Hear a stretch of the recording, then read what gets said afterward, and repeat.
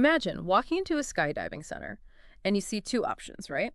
You got the basic package, couple hours of training, learn how to pack your chute under supervision, all the safety protocols, $250. Yeah. Line's calm, people seem pretty focused. Right. Then there's the express option. Oh, boy. $75, grab a pre-packed parachute, hop on a plane that's about to take off. The clerk just kind of waves away your questions. You'll figure it out on the way up. Oh, no. And everyone in that line is high-fiving, buzzing with excitement. Yeah. Kind of risky when you frame it like that, huh? Yeah, a little bit. Well, that's often what diving into entrepreneurship can feel like. Right. The allure of that quick jump without, really understanding what could happen. Could have a hard landing. Yeah, definitely. That's a great analogy. Really sets the stage for what we're diving into today. We're going deep on startup success. Yeah. Our main guide is the book 1GN6, Secrets to Startup Success. Okay. Consider this your focus training. Oh. It's our way of helping you, the listener, pack your entrepreneurial parachute. Yeah. With knowledge, with care. Our goal to help you not just start a business, but build something that lasts. Right. Something that brings satisfaction, whether it's a huge venture or a thriving solo practice. Absolutely. And what I really appreciate about this book is it's not just theory. It's based on the author's experience, years studying what makes companies succeed, working directly with startups. He even took stakes in some of them. He put his money where his mouth is. Exactly. And we hear from founders firsthand. People like Lynn Eve of the Ivy, J.C. Faulkner from Decision One Mortgage and Home Free Mortgage. Wow. Mark Williams from Modality and TraffView. Mark Kahn also from TraffView. Right. And the author, he brings in insights from his network, like colleagues, experts. You get the sense that this isn't just an academic exercise for him. This is personal. He wants to understand this stuff. Yeah. And what's really cool is he's very open about his own, struggles. He admits that writing the book, he was like confronting his own past missteps. Oh, wow. Recognizing he could still make those mistakes. Yeah. And that self-awareness, that honesty. It's what makes this book so valuable for you, the listener. Our mission in this deep dive is to distill these crucial insights to help you navigate, starting a business. It's a jungle out there. It is, to spot the dangers, right? Yeah. And ultimately increase your chances of success and, importantly, a fulfilling journey. It should be fulfilling. It should be enjoyable, for sure. Okay, so let's jump in. The first big idea the book throws at us is this passion trap. Okay. We're constantly told you need passion to start a business. It's like part of the entrepreneurial origin story, right? Yeah. But this book, it argues that passion can actually trip you up. That's interesting. So, in a nutshell, what is this passion trap? Simply put, it's when your intense love for your business idea actually it clouds your judgment. Uh-huh. It limits your ability to be objective, to adapt, to listen to what the market's telling you. Right. You're so in love with what you've created. Exactly. You can't see its flaws. You can't see the weaknesses. Yeah. Okay. So the book lays out 6 ways that this can have a negative impact. Let's break those down. First one is founder misalignment. Okay. What's that look like, in the real world? It's when a founder's passion makes them focus too much on, the parts of the business they enjoy. Right. At the expense of other things that are important. Gotcha. Like, they love product development. Okay. So they're all over that. But then they neglect sales, marketing, the money part, the crucial stuff. Yeah. Or they feel like they have to control everything, do it all themselves, wear all the hats, and then boom, overwhelmed. Yeah. So passion's a great motivator, but it doesn't always align with, what it takes to run a business. Yeah, it's like, do what you love, but you got to do a lot of stuff you don't love to make it work. Exactly. Second negative impact, missing the market. We've all heard those stories of amazing inventions that just never took off. Oh, yeah. Is that the passion trap in action? Totally. It's that build it and they will come mentality. Right. The founder, they're convinced their idea is brilliant. Yeah. So they ignore the need to check if there's even a demand for it. Right. They might have a great solution, but is there a problem? Are people willing to pay to solve it? The book even uses the Segway as an example. Oh, interesting. Super cool tech, passionate people behind it, but it didn't really address a big enough need. It was a solution looking for a problem, almost. Exactly. And even if the market's there, Yeah. this overconfidence can lead to underestimating marketing and sales. passion drives the invention, but not always the connection with the buyers. Makes sense. So just because you're excited about it doesn't mean your customers will be. Right. The third negative impact, foggy decision-making. Yeah. It's risky. How does passion cloud our judgment? Passion can fuel these cognitive biases. Yeah. Like confirmation bias, right? Yeah. You only read news that agrees with your views. Mm-hmm. You seek out information that confirms what you already believe. You ignore anything that says you're wrong. Yeah. The book talks about Lynn Ivey with the Ivy, the high-end adult daycare. Mm-hmm. People raised concerns, but she dismissed them because she was so focused on the positive feedback. Oh. You know, our brains, they process information that confirms our beliefs more easily than stuff that challenges us. Right. Passion also contributes to the illusion of control. Oh, interesting. You think you have more influence over things than you really do. You think you can control everything. Exactly. So basically, your belief in your idea can make you blind to problems or even resistant to advice. Totally, yeah. Fourth negative impact is eroding relationships. Yeah. Startups are intense. You got to collaborate. So relationships are everything. Right. How does passion mess that up? And passion's all-consuming. You know, the founder can get so focused on their vision, they forget about their team, their investors, even their family. Oh, wow. They don't listen to concerns. They're hard to work with. They put crazy demands on everyone. Yeah. This breeds resentment, distrust.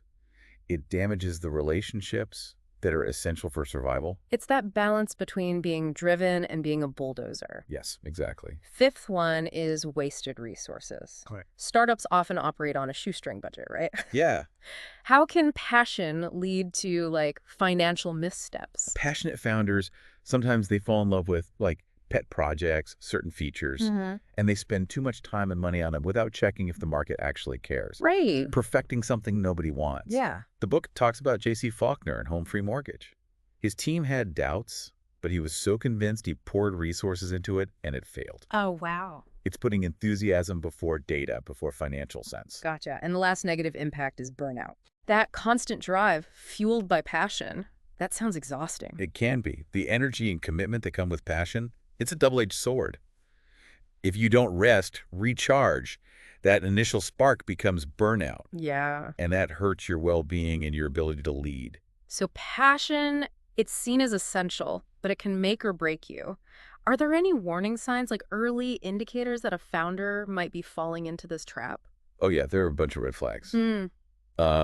Planning for global domination before you even launch. Yeah. Not understand your financials. Delaying product releases because you're chasing perfection. All right. Feeling like you have to approve every tiny decision. Okay. Being in love with the product but having no clue who'll buy it. Lots of buzz, but few paying customers. Dismissing feedback with a, they just don't get it. Thinking planning's a waste of time. Wow, that's a lot. Yeah. So if you recognize any of those in yourself or your team, it's time to step back. Yeah, for sure. Passion needs to be channeled, managed. Okay, so we understand the pitfalls. Now, the book shifts to founder readiness. Okay. Like the groundwork you need before you even get attached to an idea. Right. What's that entail? So the book argues that what really drives early success, more than the idea itself, it's the founder's readiness. This means, you know, your purpose, your goals, your skills, personality, relationships, resources, your capacity to handle the stress. Right. It's a holistic view of you, the entrepreneur. Let's unpack some of that. Motivation seems like a good place to start. Sure. Why do people even want to become entrepreneurs? The book lists a bunch of different motivations. It does, and it's important to be honest with yourself, you know, listener. Figure out your motivations. The book mentions things like independence, wanting to be your own boss, the drive to achieve, to build something challenging, lifestyle, wanting more control over your time, a higher purpose like Lynn Ivey with the Ivy, financial gain, wanting to build wealth. Investors actually like this, by the way. Chris Holden from Court Square Ventures, he says financially driven founders are often very adaptable. They hustle. Makes sense. They're motivated. Exactly. There's also professional advancement, wanting to create a great workplace with friends, you know, seizing a market opportunity, being creative, even identity. Some people just see themselves as entrepreneurs. They're born that way. Yeah, and situational things like suddenly coming into resources, understanding your motivations. That gives you fuel, gives you direction. So it's not always about getting rich quick. No, not at all. Okay, next is experience and skills. Right. The book talks about pattern recognition. What's that mean? years in a certain industry, you develop this sense, Huh. you can connect the dots, see trends, understand cause and effect faster than someone new to the field. Right. It's like an intuition. Yeah. You know how things work, you know the pitfalls, you see the opportunities. The book says some people succeed without experience, but they're the exception, not the rule. Okay. We learn from our past roles. Mark Williams, his early work building interactive teaching tools, even though the tech wasn't there yet, it set him up for success later with modality.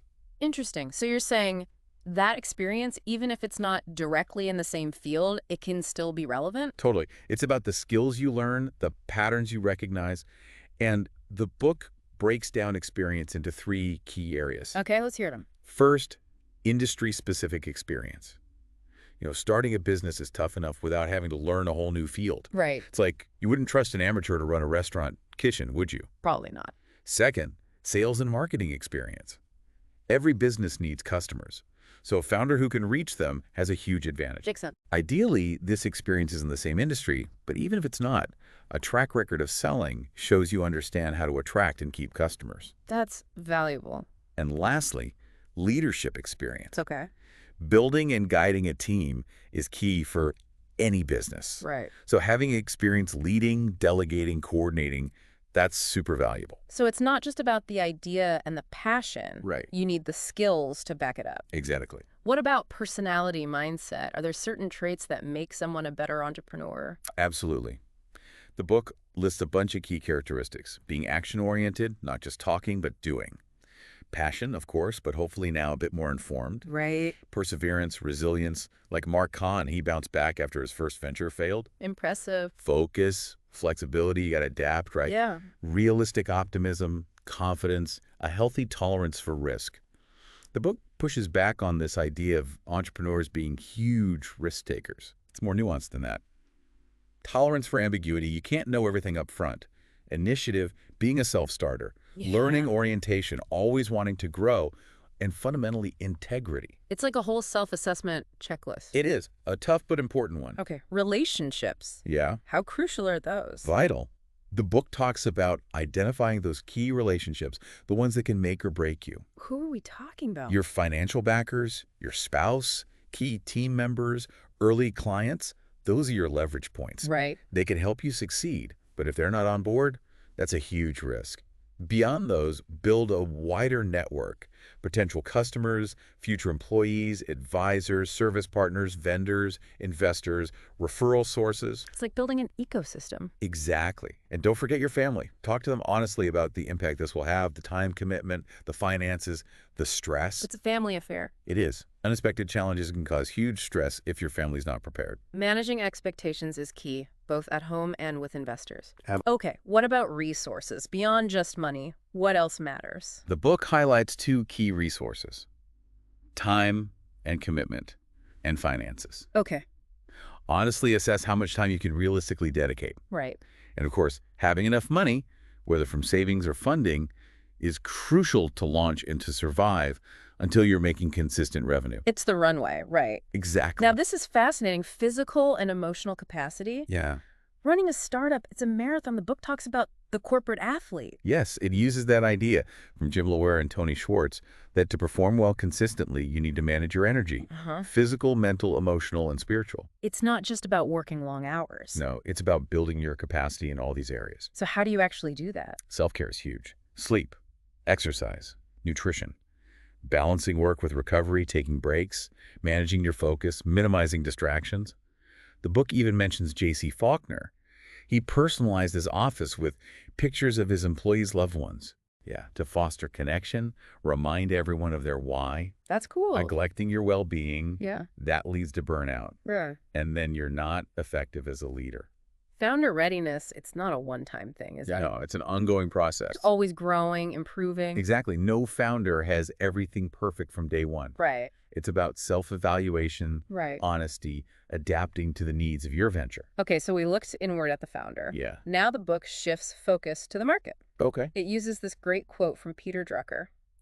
The greatest danger for a new venture is to know better than the customer what the product or service should be. Powerful. Really makes you think. What's the main takeaway here about understanding the market? Don't fall in love with your idea. Fall in love with understanding your customer. I like that. Direct your passion towards solving a real problem, a need that people have.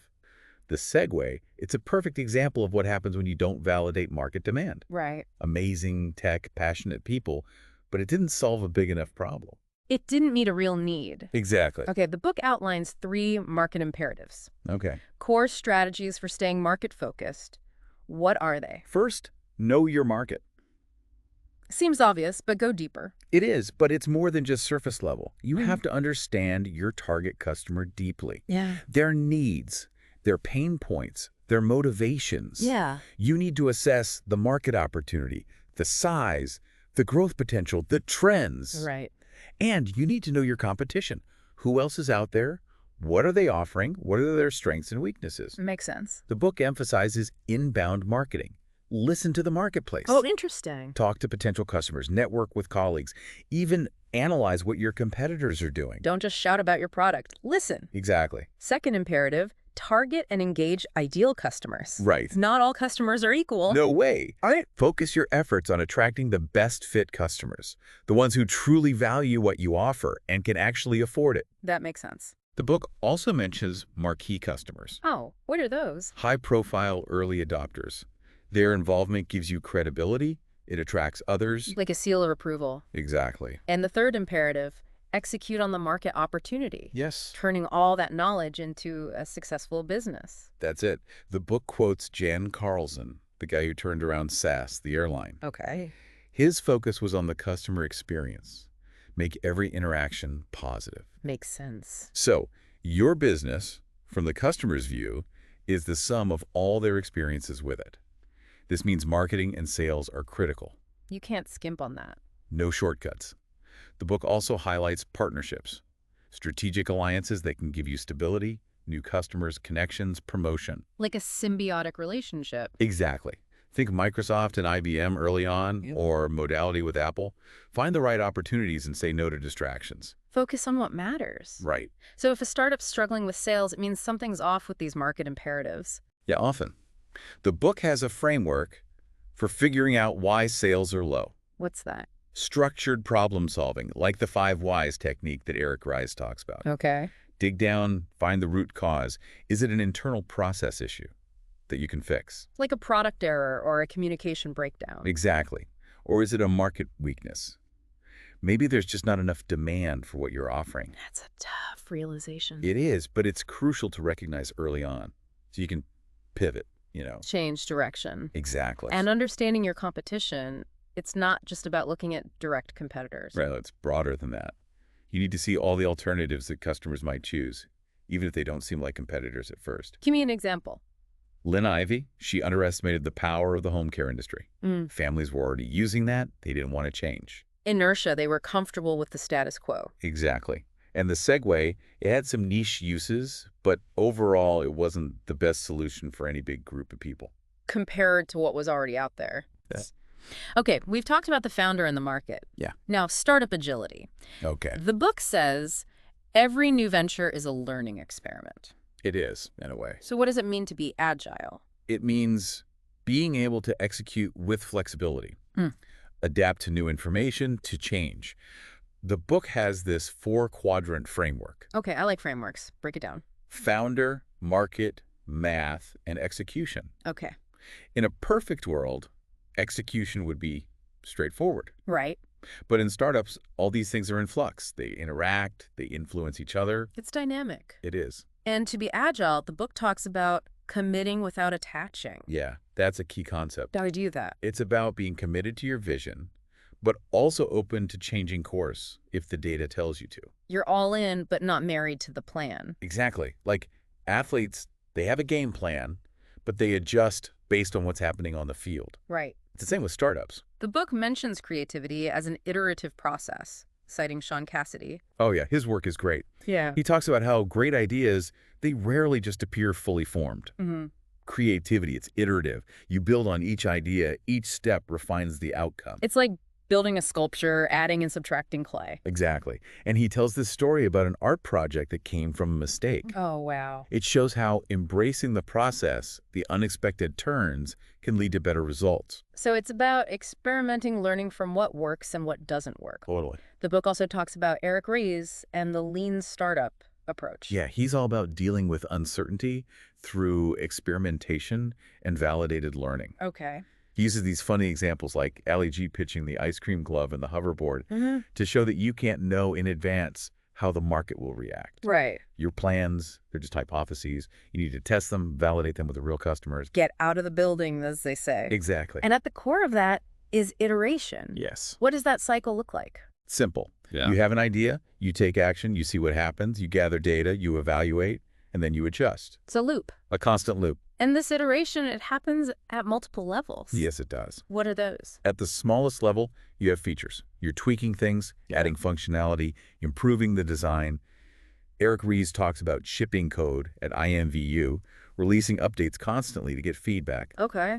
Then you have products. You're creating entirely new offerings. Like Modality, they shifted to iPhone apps after starting with iPods. A bigger change. Right. And this leads to the idea of the minimum viable product, the MVP. Oh, yeah, I've heard of that. Release a basic version early, get feedback, learn as much as you can with minimal effort and resources. It's the opposite of Lynn Ivey building that huge facility before getting feedback. Exactly. Test your hypotheses early and cheaply. Okay. You also have process iteration, improving your operations, and business model iteration, changing how you create and deliver value. Like Modality had to rethink their model because of the App Store. Right, things change. And finally, there's core identity iteration. That's when a company fundamentally changes its purpose. Like Nokia, they went from paper mills to mobile phones. Wow, that's a big shift. It is. So the book has specific questions to ask yourself about each quadrant of agility. It does, yeah. What are some of those? For founder, it's about your energy, focus, alignment. For market, it's about understanding your customer, the changes happening, the competition, what drives sales, how you're different. For math, it's about cash flow, resources, financial planning. Okay. And for execution, it's about alignment among your team, your stakeholders. It's like a checkup, a self-assessment. Exactly. But with all this iteration, this potential for change, how do you know when to stick with the plan and when to change course? That's tough. The book has some principles to help you decide. Okay, I'm all ears. First, iteration doesn't always mean a big change. Sometimes the data says you're on the right track. Keep going. Yeah. When you're considering a change, explore multiple options. Don't just jump at the first solution. Have a backup plan. Or two. Exactly. Distinguish facts from opinions. Be objective. Yes. Design experiments, pilot programs, test things on a small scale, and preserve future flexibility. Don't make decisions that limit your options later. Keep your options open. Exactly. Okay, next up, integrity of communication. Sounds important. What's that about? It's about honest, realistic, candid communication within your team and with everyone involved in your business. Stakeholders. Yes. Create an environment where people can speak freely, challenge assumptions, debate constructively. So no sugarcoating. No. It's a reality check against over-optimism. Burst that feel-good bubble. Exactly. The book talks about the consequences of bad communication. Yeah, when people avoid tough conversations or don't challenge each other's assumptions, you get blind spots, make bad decisions. It even references think again to emphasize this point. Interesting. So how do you create this culture of honesty? Several strategies. Targeted involvement, make sure the right people in the room, people with different perspectives. Okay. Emphasize inquiry over advocacy. What's that mean? Ask questions. Seek to understand. Don't just push your own agenda. Separate invention from evaluation. Okay. Don't judge new ideas too early. And have cage rattlers on your team. Cage rattlers. Those brutally honest critics who aren't afraid to point out flaws. I love that term. They keep you grounded. They do. The book also talks about raising the quality of conversations. How do you do that? Frame it as essential, a strategic advantage. Right. You know, bad teamwork. From poor communication, it makes the whole less than the sum of its parts. Right. But good teamwork, fueled by open communication, that creates real value. It's like synergy. Exactly. And there are 4 key personal attributes that help burst the bubble and foster honesty. Yes, there are.